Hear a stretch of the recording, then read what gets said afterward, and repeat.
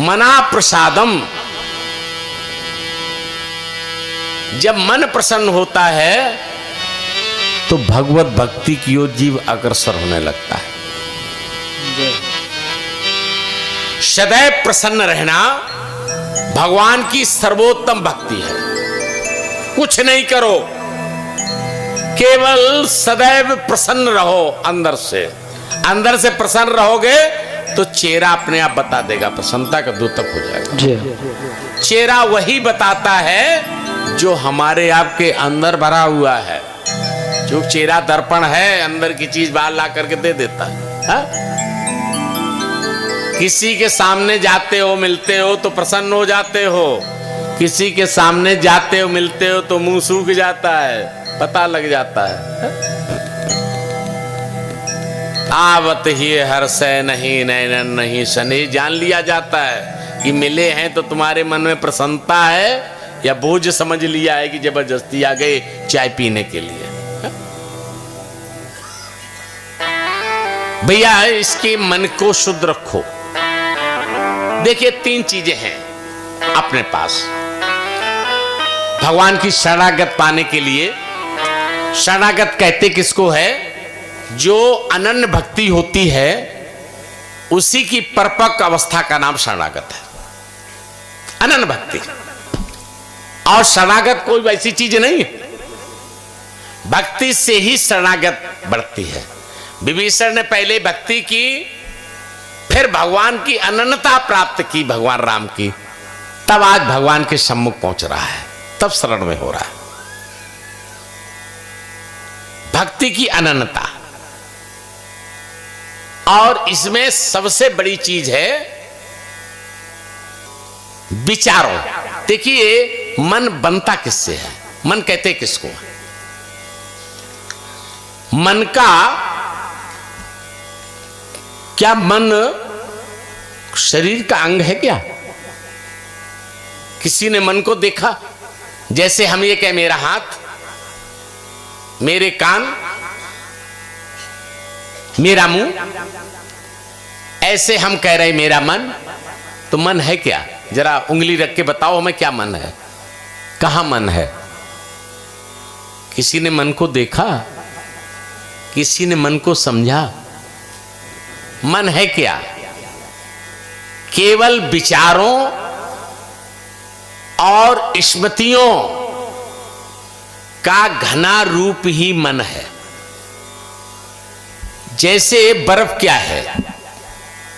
जल का घना रूप ही बर्फ है। उसी तरीके से विचार और स्मृतियां माने पुरानी यादें, और वर्तमान विचार, इनका घना रूप जब बन जाता है उसी को मन कहा जाता है। इसलिए विचारों पर नियंत्रण और पुरानी यादों पर नियंत्रण अति आवश्यक है। किसी वृद्ध पुरुष के पास बैठो, उससे जरा कभी बात करो तो सदैव पुरानी बात करेगा। अरे जब हम जवान थे तब हमने ये काम किया, ऐसा पलट दिया। अरे क्या करके रो रहा है भाई? क्यों याद कर रहा है? पुरानी बात नहीं करो भाई। कौन बात कर रहा है? नहीं बात नहीं करो बहू, कथा सुनो।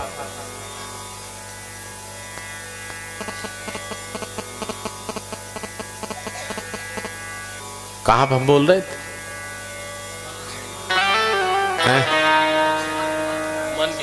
मन पर कहां बोल रहे थे? क्या हो रहा था? अच्छा, मन का विचार। ठीक, पुराने विचार।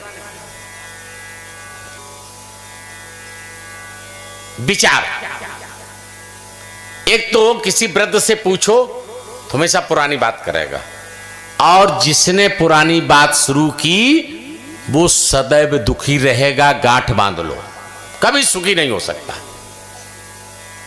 और एक और बात बताएं आपको, आपके हाथ में ना तो भविष्य है अगला, ना भूत है, वो भी चला गया, केवल वर्तमान है। वर्तमान है। बात करनी है तो केवल वर्तमान की करो। अगर जो सुखी रहना चाहो तो भूतकाल की करोगे पिछली बातों के तो भी दुखी रहोगे, और भविष्य के हवाई किला बनाओगे तो भी दुखी रहोगे। सुख तो वर्तमान में है।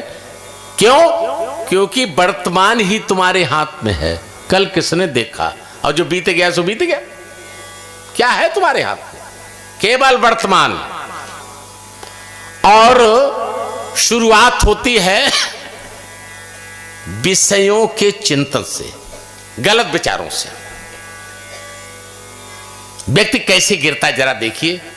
ध्याय तो विषयान पुंसाम संगस्ते सुपजायते संगात संजायते कामा कामा क्रोधो अवजायते क्रोधो भवति सम्मोहा सम्मोहात् स्मृति विभ्रमा स्मृति विंसादि बुद्धनाशो और बुद्धनाशात् प्रणश्यति। समाप्त हो जाता व्यक्ति। कहां से शुरू हुआ? ध्याय तो विषयान पुंसाम। जो आप मन में जो विचार करते हैं, चाहे सद्विचार करो चाहे कुत्सित विचार करो, उन्हीं विचारों में अपनी आपकी आसक्ति बन जाती है। दूसरी सीढ़ी आसक्ति।